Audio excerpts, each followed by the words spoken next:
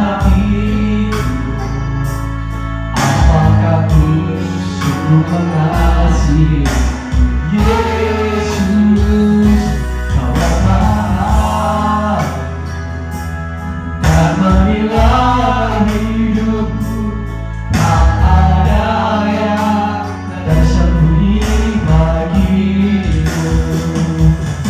Aku tidak kebaikanmu yang tak pernah habis di hidupku.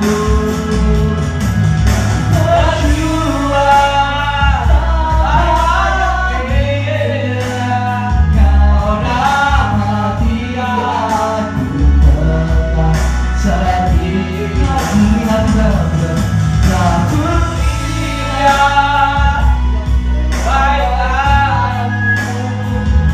yang tak pernah habis di hidupku.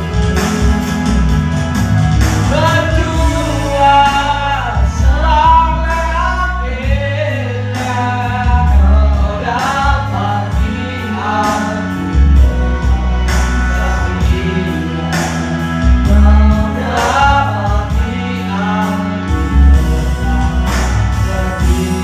aku setia. Terima kasih Tuhan atas kasih Tuhan. Haleluya. Hari ini kami sudah menyembahmu atas ada berkati kami dengan firman Tuhan. Amin. Amin.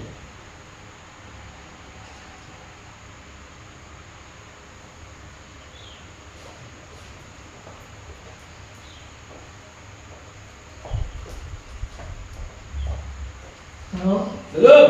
kita akan membaca firman Tuhan.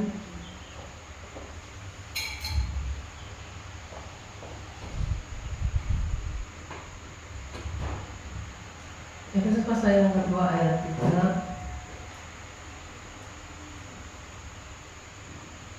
sampai 6.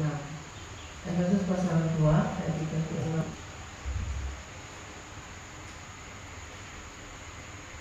1, 2, 3.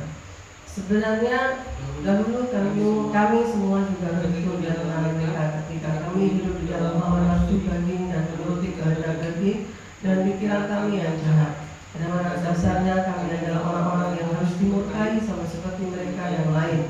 Tetapi Allah yang kaya dengan rahmat oleh karena kasih-Nya yang besar dan melimpahkannya kepada kita telah menghidupkan kita bersama-sama dengan Kristus. Sekalipun kita telah mati oleh kesalahan-kesalahan kita, oleh kasih karunia yang diselamatkan. Dan di dalam Kristus Yesus Dia telah membangkitkan kita juga memberikan tempat bersama-sama dengan Dia di surga. Amin.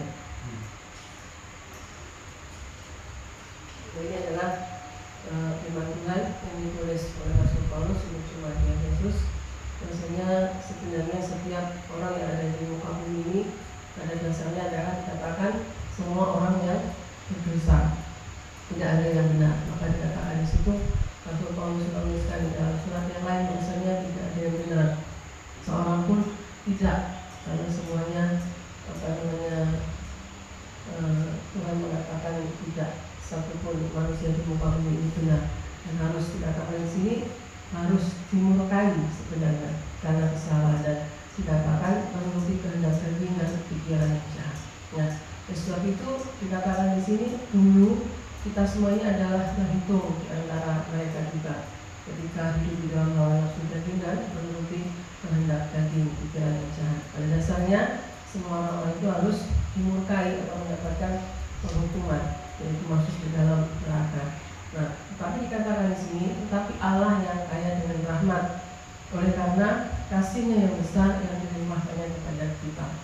Amin. Jadi semua itu karena kemurahan Tuhan. Berbicara tentang rahmat Tuhan, berbicara tentang anugerah, tentang kasih yang besar yang sudah dilimpahkan kepada setiap orang yang percaya.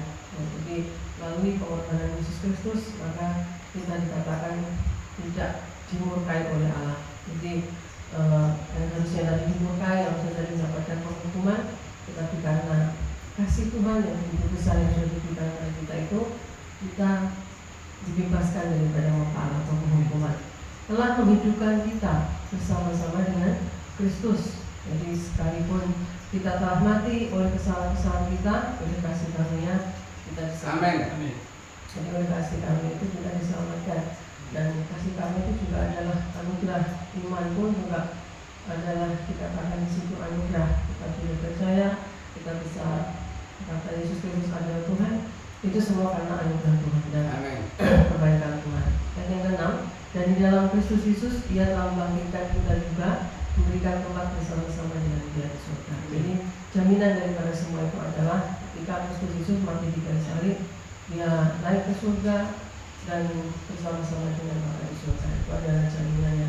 Dan pertanyaan adalah Roh Kudus yang diberikan bagi kita sebagai orang yang percaya bahwasanya kita ini berhak menerima janji Allah, yaitu kebangkitan yang diberikan bagi kita bersama-sama dengan Dia di dalam kerajaan. Amin.